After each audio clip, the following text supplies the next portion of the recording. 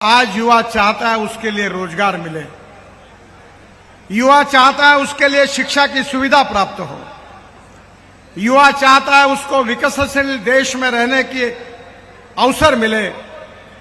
और जो मोदी जी के नेतृत्व में हमारी सरकार ने बदलाव किया है उसका अनुभव पूरा देश ले रहा है। एक समय ऐसा था कि हमारे यहां विदर्भ में किसान आत्महत्या कर रहे थे, हमारे युवा अपने बेरोजगार युवा अपने रोजगार के लिए संघर्ष कर रहे थे।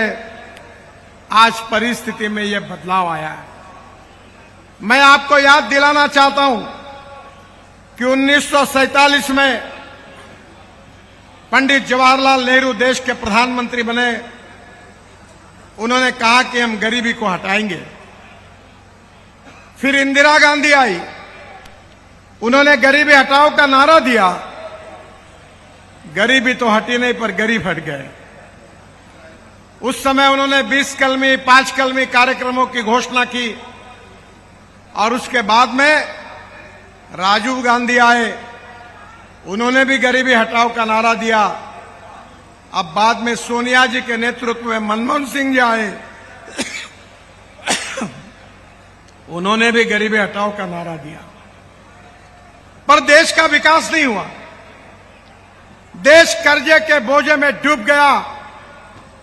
एक ऐसी सरकार दिल्ली में थी जिसको आंखें थी पर दिख नहीं रहा था, जिसको कान थे पर सुन नहीं रही थी, जिसको मुंह था पर जो बोल नहीं पा रही थी।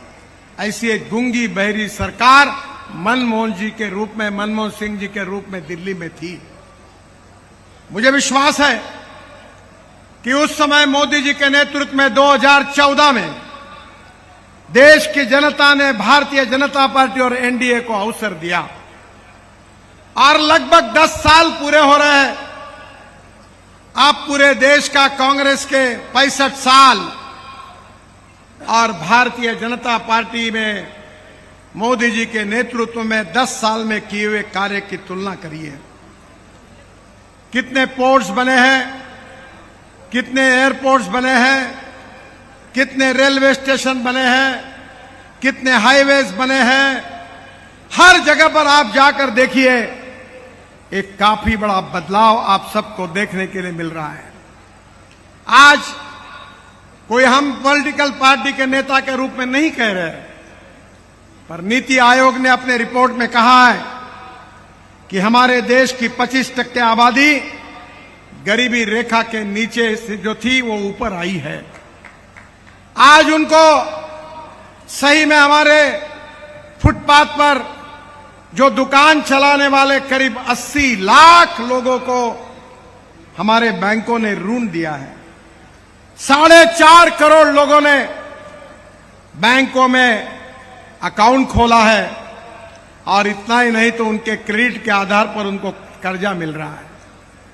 हमारे यहां युवाओं को पता होगा कि देवेंद्र जी और मैंने नागपुर में मिहान प्रकल्प शुरू किया, तब शरद पवार साहब कांग्रेस के नेता इसका विरोध कर रहे थे, इसके खिलाफ ये न हो इसके लिए आंदोलन कर रहे थे। पर आज मिहान में देश की नहीं तो दुनिया की बड़ी बड़ी कंपनियां आई और विदर्भ के 68,000 लोगों को रोजगार मिला है।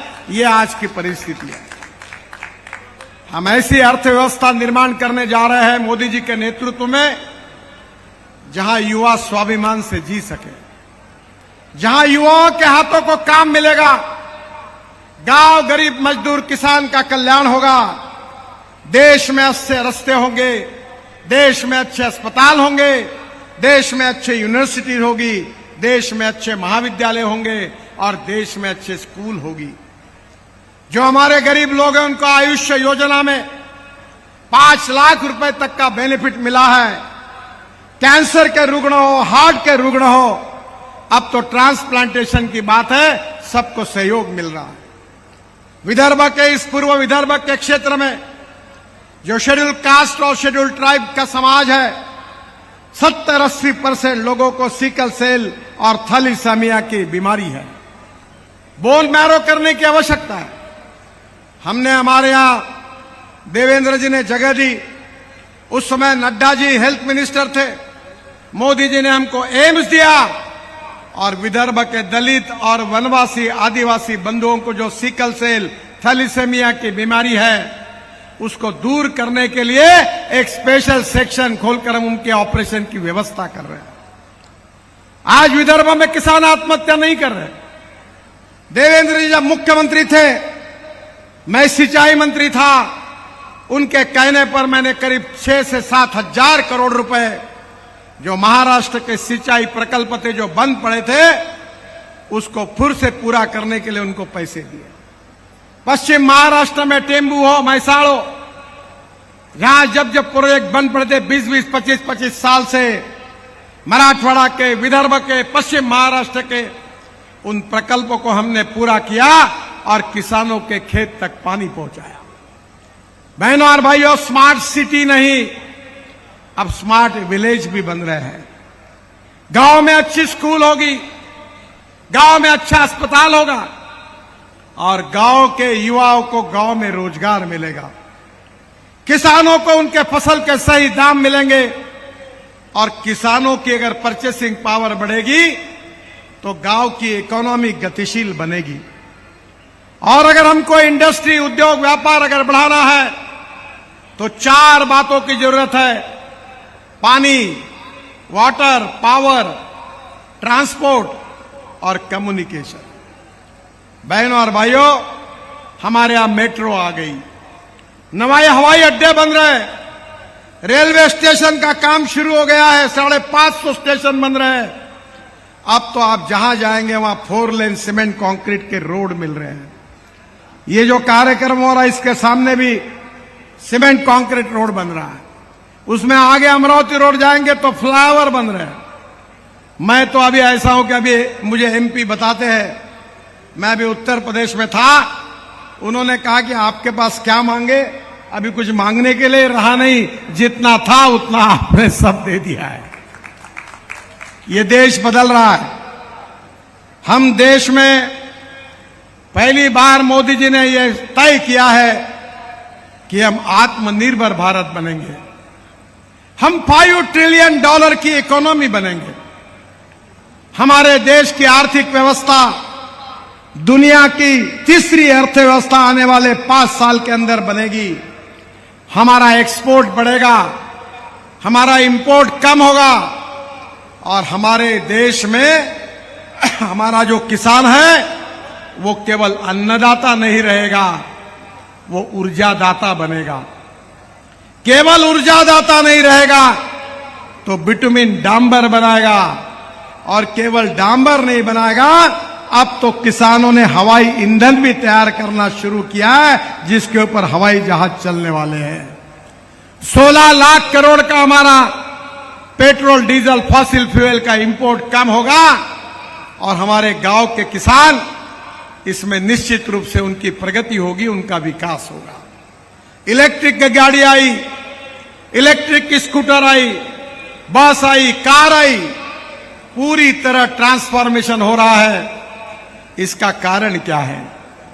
इसका अगर कारण कोई है तो सही नीति और सही नेता, यही कारण है। आपने कांग्रेस को आजमाया है, सोनिया गांधी से लेकर पंडित जवाहरलाल नेहरू तक ये परिवारवाद की जनरेशन हमने देखी है। झूठे वादों के सिवा हमारे हाथ में कुछ नहीं मिला, पर आज देश तरक्की की तरफ जा रहा है। युवाओं के हाथों को रोजगार मिल रहा है, किसानों के खेत को पानी मिल रहा है, एग्रो प्रोसेसिंग इंडस्ट्रीज बढ़ रही है, एग्रीकल्चर एक्सपोर्ट बढ़ रहा है, इंपोर्ट कम हो रहा है। अब गांवों में भी जाने के लिए सीमेंट कंक्रीट के रोड बन रहे हैं। ये सब इसीलिए हुआ कि इसका श्रेय भारत की जनता को है। अगर आप कांग्रेस को नहीं हटाते और मोदी जी के नेतृत्व में एनडीए की सरकार नहीं लाते तो ये परिवर्तन होना संभव नहीं था।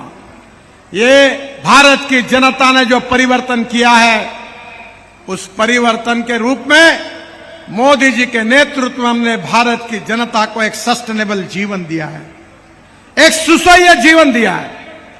आज वर्ल्ड में चर्चा होती है कि डोमेस्टिक हैप्पी ह्यूमन इंडेक्स। इसका अर्थ क्या है? इसका अर्थ है कि गांव, गरीब, मजदूर, किसान सबको, हमारे उनके बच्चों को अच्छी स्कूल मिलनी चाहिए, गांव में रोड होना चाहिए, पीने का पानी मिलना चाहिए, गांव में प्रगति और विकास होना चाहिए। आज भारत की जनता की हमने अपेक्षा पूरी की और इसीलिए जनता ने हमको बार बार चुन कर दिया। हम किसी के मेहरबानी से और कृपा से नहीं चुनकर आए।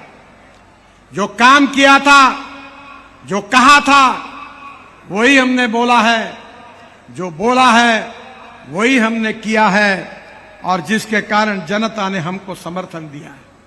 मेरे युवा साथियों, एक परिवर्तन का दौर शुरू हो गया है। अभी आप सबकी जिम्मेदारी है कि हम तीसरे नंबर की अर्थव्यवस्था तो बनेंगे ही 3-4 साल में, पर हम सबको, हमारे हिंदुस्तान को दुनिया की नंबर 1 की महाशक्ति बनाना है।